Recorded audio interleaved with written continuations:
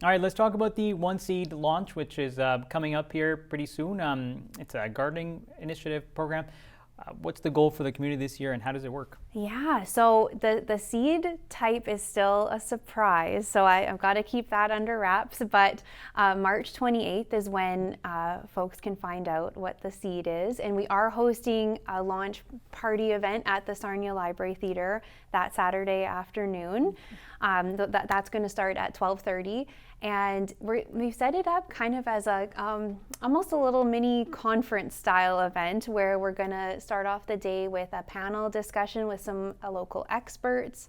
We're going to also have a presentation from Megan from Farmhouse Garden Company, and she's going to talk about getting your garden started and touch on specific things for our One Seed that we have this year.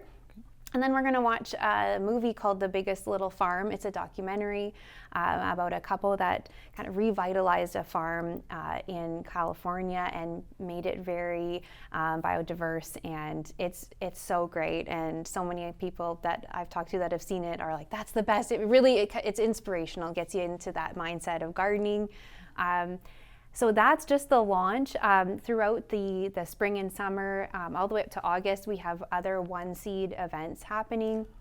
This is an annual initiative we do just to help people that they maybe didn't inherit those gardening skills passed on from relatives, or maybe they just want to get back into it.